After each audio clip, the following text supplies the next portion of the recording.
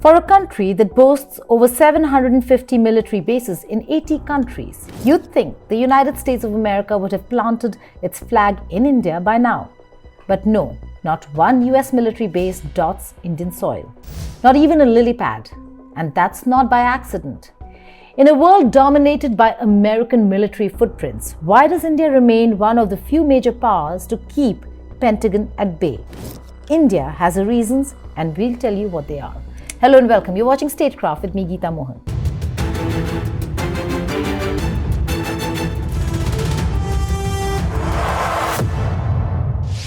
USA runs the biggest network of overseas military bases the world has ever seen.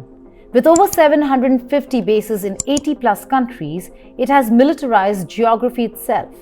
In Germany alone, there are more than 100 US installations. In Japan, another 120. South Korea hosts 73. Even tiny Bahrain holds a naval base for the US Fifth Fleet.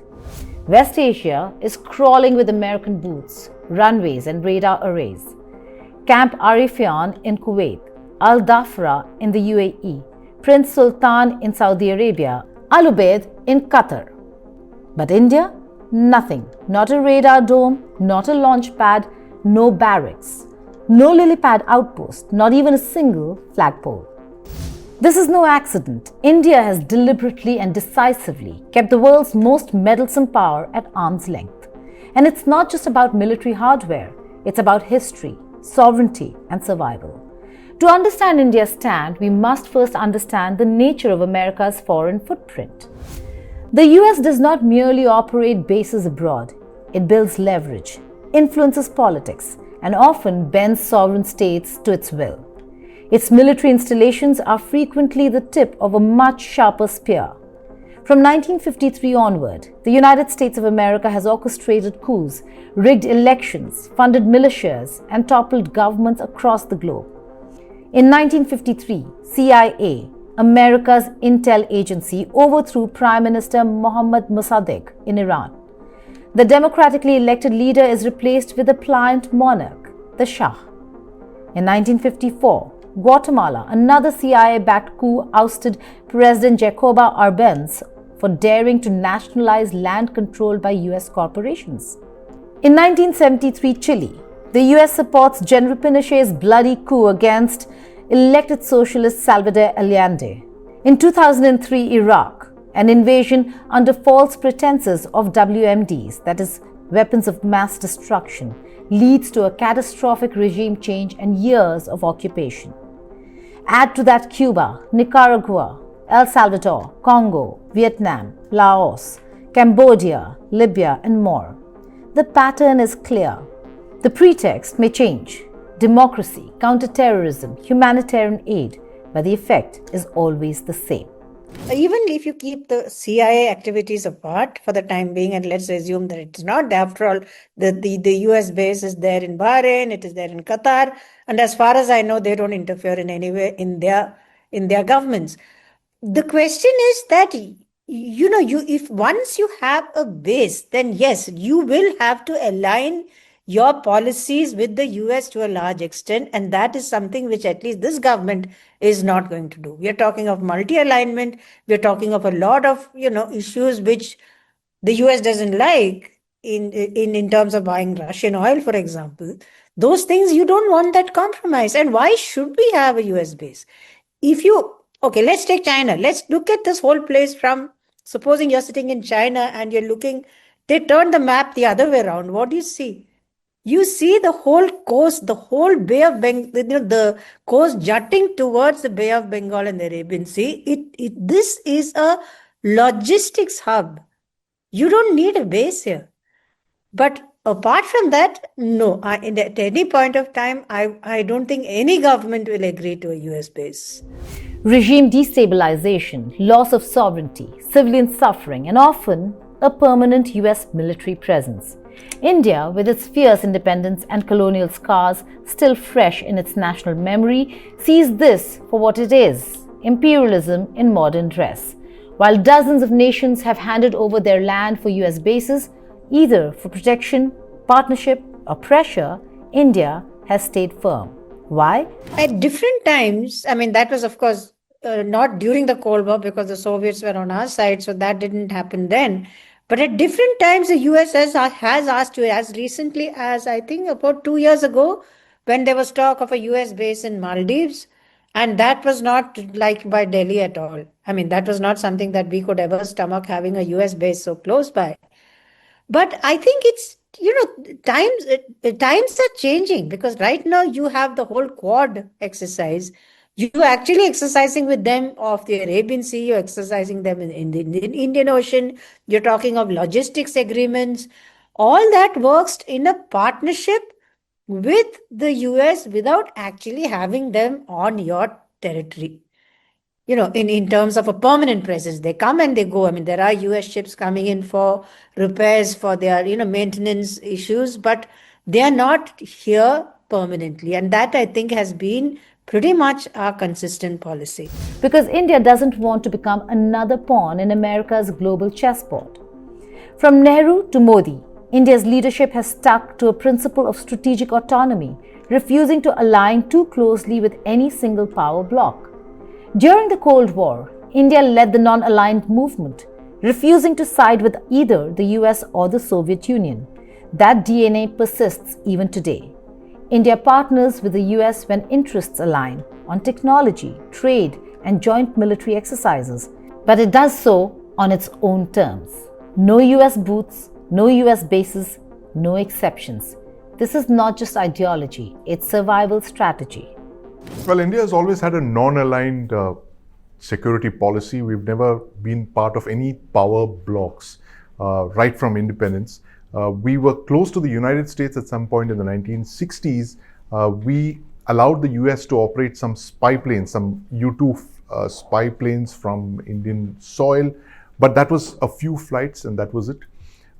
In the 1970s, we were very close to the Soviet Union. We signed a Peace and Friendship Treaty with the Soviet Union in 1971.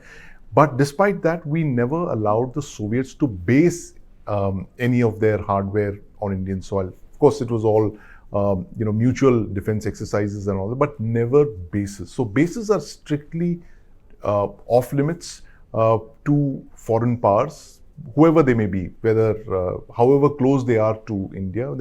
It's never been on the cards. There have been, of course, lots of demands from foreign powers for bases in India, given the location of the Indian subcontinent in one of the most sensitive regions of the world. But India has consistently held that foreign powers could not base their assets on Indian soil. India knows that allowing a US base would instantly make it a military target in any regional conflict.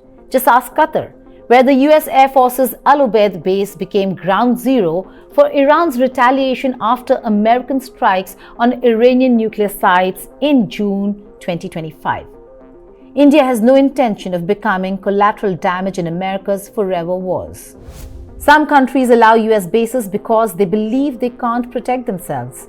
Others are enticed by aid, arms, or debt relief. But India is different. It has one of the world's largest standing armies, a nuclear triad, blue water naval capabilities, and growing space and cyber warfare programs. India doesn't need a foreign military babysitter. It is perfectly capable of defending itself and increasingly of projecting power abroad. In fact, while US has bases in 80 countries, India has its own quiet but growing footprint, Tajikistan. Air bases at Farkhor and Ayni for surveillance near Afghanistan and Pakistan, Mauritius and Seychelles, bases to monitor key Indian Ocean lanes, Bhutan, a permanent training team embedded in the Royal Bhutan Army, Oman and Madagascar, listening posts and naval access points for regional maritime awareness. These aren't imperial outposts, they're strategic necessities built through consent, collaboration, and cultural proximity. India's goal isn't domination, it's stability. The US may conduct joint military drills with India like Tiger Triumph, and it may sign logistics agreements like LEMOA, but that's where the buck stops. These deals enable cooperation, not colonization. They allow fuel maintenance and port calls, but not stationing foreign troops. India has repeatedly clarified logistical access is not base access. Even at the height of US-India military cooperation, New Delhi has never allowed a single US base. What makes this even more remarkable is how many times the US has tried and failed to secure Indian base access. The courtship has been relentless, the rejection resolute. 1962, Sino-Indian War. India desperately needed American arms and aircraft. Washington offered support and temporary military cooperation, but New Delhi didn't yield ground for a base. Not then, not ever. 2001, post 9/11, India identified 3 bases for limited US operations during the Afghanistan campaign. But again, it stopped short of granting a base. 2003, Iraq War. The US asked India to send troops, support logistics, maybe even lend bases. India refused outright. The reason is political as much as it is strategic. India is deeply sensitive to sovereignty. Hosting foreign troops on Indian soil would ignite a political firestorm, and any government that tried it would pay a steep electoral price. India isn't a vassal, it's a civilizational power. Ironically, the very reason America wants a base in India is why India won't allow one. Its location is too strategic, its geography too crucial, its partnerships too valuable. In a time when great power rivalry is heating up again, the Indian Ocean is the new global chessboard, and India its central player. If the US had a base in India, it would give them overwatch over the entire Indian Ocean region. You only have to look a few thousand kilometers south into the Indian Ocean to this base called Diego Garcia, which the United States developed with the United Kingdom in the late 60s, and it was up and functional in the early 70s because the United States discovered that they had no presence in the Indian Ocean region, which is very vital to their strategic interests, which is why they literally created that very strategic base, Diego Garcia, there, literally in a matter of years. So that's a hypothetical question. What advantages the US would have if they got a base in India? Well, the short answer is, of course, it would give them enormous coverage of the entire Indian Ocean region, which is one of the most sensitive regions in the planet, given how much of trade passes through the Indian Ocean. It's almost like a third of world trade passes through the Indian Ocean region. You have the Persian Gulf, which is again 1/4 of the world energy supply that passes through there. So India is very strategically located in the way the Indian subcontinent projects into the Indian Ocean. And the fact is that with bases, air bases and naval bases, any power would have a very large footprint around the Indo-Pacific, which is where we are located. If India allowed an American base, it would instantly lose credibility with its neighbors and partners. How would Iran, Russia, or even ASEAN countries react if US bombers started flying from Indian runways? Would China treat India as a neutral player or a military extension of Washington, D.C.? India's current leverage comes from its non-aligned but multi-aligned diplomacy. It talks to Russia, trades with the US, drills with France, and signs space agreements with Japan. It is both everywhere and nowhere, powerful but untethered. And that power would vanish the moment an American base appeared on Indian soil. What happened to Qatar on the 23rd of June is a stark warning. Iran struck Al Ubaid not because something Qatar did, but because of what it hosted. Qatar was merely a bystander to the US-Iran conflict. But when the missiles came raining down, it had no say, no shield, and no choice. All it could do was scramble air defenses and hope for the best. That is the price of hosting a superpower. You inherit its enemies. India has no interest in inheriting American enemies. No one can stop US from bombing Iran. But by staying base-free, India ensures it's not the one next in line for Iran to hit in retaliation. That's not neutrality, that's foresight.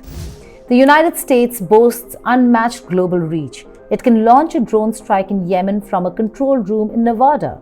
It can drop a 30,000-pound bunker buster halfway across the world using bases in Saudi Arabia, the UAE, or even Qatar. But it cannot launch anything from India. Why? Because India remembers. It remembers the coups, the invasions, the puppet regimes, the civilian casualties. It has watched a pattern repeated over and over again. Intervention masquerading as partnership. Dominance disguised as diplomacy. So while American bases ring the globe, there remains a glaring blank space right where India stands. It's not a gap, it's a line India refuses to cross. India doesn't need an American base to prove its friendship with the United States of America. It doesn't need foreign soldiers to defend its shores, and it certainly doesn't need permission to act in its own interest. What it needs is what it already has: strategic autonomy, national dignity, and a foreign policy built on equality, not subordination. So while American bases continue to swell across the world like the arteries of an empire, there's one land that holds its ground, flies its own flag, and says with quiet but unshakable resolve, no base, no boots, not here. Thank you for watching Statecraft.